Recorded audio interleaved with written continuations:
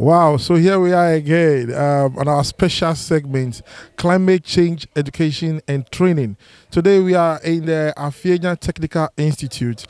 And as usual, let's get interactive with the kids and let's see what they know about climate change. My name is Aaron Akotoboche and you're watching Pram City TV. Our special segment, Climate Change Education and Training with the Frontline for Climate Action. Follow me. Let's go. Okay, so we have Beatmaster Gaz here with us, and he's supporting this wonderful agenda. Yeah, so actually we're trying to send, messages because, we the musicians, we can send messages across millions through our music. So we're coming together to also support with them through our music or our art to spread, the message about climate change. And I think it's very important for every community to know about it because, we being outside there, it's easier for millions to listen to us than certain people. So it's just a good platform through us to also spread, and talk about climate change.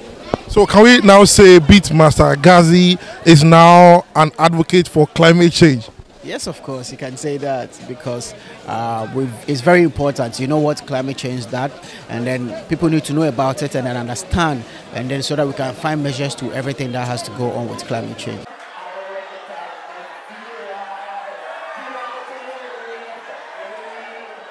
So, may I know your name? My name is Michael Amankwa. Mr. Michael Amankwa, welcome to Pram City TV. Thank you. What role do you see students playing in spreading awareness and taking actions on climate change? Okay, thank you very much. What I'm trying to say is that what is the role for the students in this? What do you think? Do they have a role in this? What do you see them do to bring some of the solutions to the current challenges we are facing? Okay, thank you very much. As students, we are training them to go out there to the industry and then to the organizations to work. So when they get to know much about this climate change awareness, they will send the signal. They will be the carrier. They will send the information to the industry. When maybe the colleagues or the workers out there are not doing the right thing, they can at least educate them. Having gotten this education, they can educate their colleagues or their friends out there to do what is right so that our climate will be friendly. Okay, what message do you have for the students and the viewers out there? Okay, thank you very much. In regards to the climate change. Yeah, as the head of an institution, especially the pre-tertiary education, as the last speaker who spoke, he made us understand that 10, 12 years to come, if we continue being in this mess, doing nothing about this climate, we will not be okay. So what I would like to say is that our students, the next 10, 12 years to come, we will be the leaders of the nation. So having understood some of these things, we will send information, we will send a signal to the world so that they will understand it better and then do what is necessary so that the next 10 years we will not experience anything that will go against us as a school or as individuals. Okay, so Mr. Amankwa is basically telling us that we have a charge to keep to make sure we keep our environment friendly. Thank you very much, sir. Welcome, Chief. Welcome. And your position once again? I'm the principal of the Afienya Technical Institute. That's my principal. Thank you very much.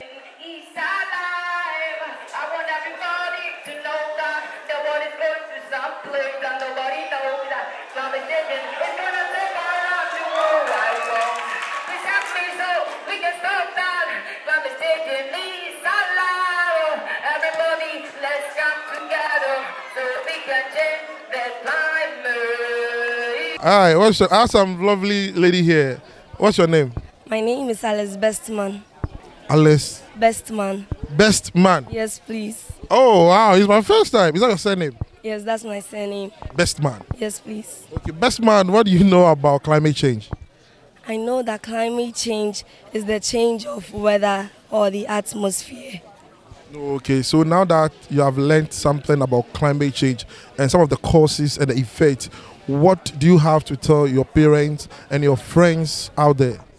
I would advise my parents and my peers out there to give a stop to it because it's not helping, it's not going to help us, and moreover, it's going to affect us at the end of the day. So we should just call it a quits. Okay, thank you very much. You're welcome. May I know your name, boss? Mr. Ernest Atabuati. Mr. Ernest Atabuati. Who are you, please? Who is Mr. Ernest Atabuati? That's the District Director, National Youth Authority. Okay, NYA. So what is NYA stance when it comes to climate change? Basically, NYA as a stance as we are into youth development, and we have become advocacy as to advising the young people concerning what is happening within the routine at the moment. That the way depreciation of our weather is coming on, because we realize that even the rainfall pattern has changed. We are experiencing a lot of heat. So currently, we also find the same medium to talk to them as to what is happening at the moment within the climate. So what's your final words? We are today, Frontline for Climate Action is here to educate the students on climate change. What's your take on that? I think with the Frontline, we will all support the agenda or the initiative as to spearheading that the planting of trees, and also making sure that we try to grow more trees within our environment so that at least it can be able to help the climate for the heating and that kind of thing that is happening at the moment. It will tone down so that we can live in a nice environment. So that is the support that we also give to the Frontline. And I think that is the best. Thank you very much. So we are with the Executive Director for Frontline for Climate Action, and in the person of Mr. Cedric. Mr. Cedric, I have some few questions here for you.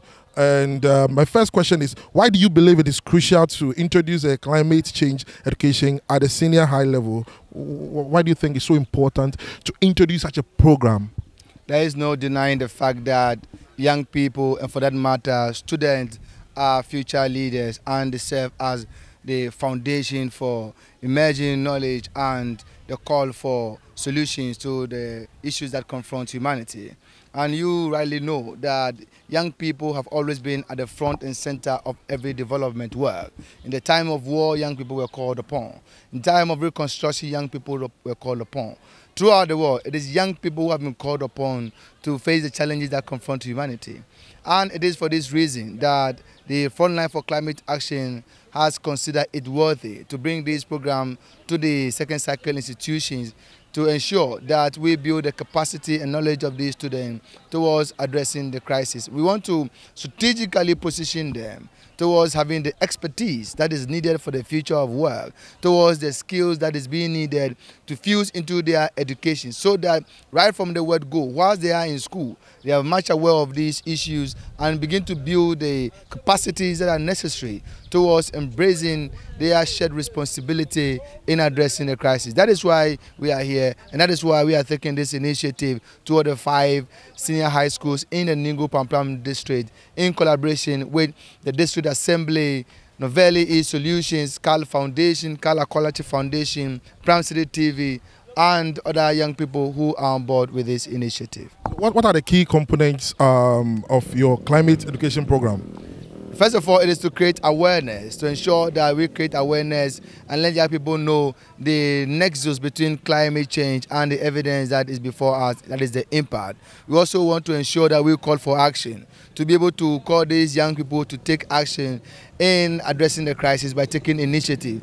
We equally want to ensure that we position these young people by bringing resource persons together to imbibe in them and build their capacity for them to have the skills that is necessary towards addressing the crisis. It is our aim also, Ronnie, I should say, that we want to build climate clubs in these various schools so that these young people would take on the struggle, would take on the challenge of continuously addressing the crisis by ensuring that they meet regularly to judge or to fashion out a way towards addressing these issues. This is our overarching goal, and this is why we have traveled near and far across the district to do this. So do you have plans of expanding the training to other schools, regions, or even part of Africa? As I've said at other platforms and at your studio, when you interview me at your studio, I made it very clear that this is more or less like a pilot. We want to see how this will turn out in the Ningo Pampam district. And when it turns out to be solid, it turns out to be successful, as we are already saying, then we will be able to take the evidence of this work as a case study to be able to spread it out across the Greater Accra region, and with good funding to take it across the entire country. Because yes, we believe that this program should not only end at the District Assembly of Ningo Pampam. And you heard the words of the District Assembly when he said that this program is a great program. It has come to stay and it ought to be a national program. That comment by the District Chief Executive was so profound, and it gives me so much inspiration that yes, with the right kind of support and funding, we should be able to scale it up across the Greater Accra region and indeed across the entire country. And of course, we also believe that in doing that, we will be able to provide a holistic approach in addressing the crisis, because the crisis is different in the north, it's different in the south, it's different in the middle belt. And so it is important to scale it up so that we can collectively approach it in this direction. I've been with you for the past few days now, and in our dealings, I've never heard you talk of funding. You want someone to support. I think you are very rich running this by yourself, or do you need support? If you need support, I want you to put out your numbers out there so that if anyone wants to support this honorable cause, they can kindly do so. Ronnie, we have been on the road with you, with the Prime City TV crew. And definitely, if there's any funding, you will notice it yourself. Ronnie, you've got into this place with your own resources. You are capturing this program with your own resources. Your men are here. Likewise, my team are here with their own resources. Nobody's being paid for this. And that tells you that we are putting our windows might and sacrificing time and energy for this. And it is so because this is the pilot. Yes, we have received some form of support from the Novelli East Solutions and Cal Foundation. However, it is not enough to scale it up to the entire nation. That is why I'm making the point that with the right funding, we will be able to scale this up to the entire country and to ensure that other young people would benefit from this. So in case someone wants to support, how would the person get you? Any social handles, contacts, or your website if you have something like that? Yes, we can be reached on Frontline for Climate Action at Gmail. We can also be reached on all social media, Facebook, Twitter, LinkedIn, at Frontline for Climate Action. And yes, you can contact Prime City TV. You can contact myself on 0245 888 907. You can contact Solomon Jangma, the project lead, or Peter Martin, the communication officer, or any member of a team that anybody knows, and your support will reach to us. And we will acknowledge that. We will make it public, we'll make it feature in the report, and we will ensure that whoever is supporting us will have the kind of mileage that is needed to also give credence to their work. We are still at the Afienya Technical Institute. It's all about the Frontline for Climate Action. And I have here with me their communication officer in the presence of Mr. Peter Martin. Mr. Peter Martin, welcome to Prime City TV. Yeah, thank you, Ronnie. So what do you have to say about today's program? I think, as you can see, today's program has been a huge success. Our seasoned speakers and experts on climate change and sustainability has really impacted the students by their wonderful presentations, and you can see the response from the student body. And that shows that they have really been impacted with the knowledge and the skills on climate change to be tomorrow's ambassadors of change in this very institute and then their wider communities. So students are happy for this very sensitization, because prior to us coming here, some of them, they have heard climate change, but they don't know really what is climate change. And as I said, the policy, the intergovernmental panel on climate change, as the president went for the climate week at the Accra International Conference Center, as part of his speech, he made mention of the fact that by 12 years' time, as a worldly organization, or the IPCC should make sure that we end all climate change crises by 12 years' time.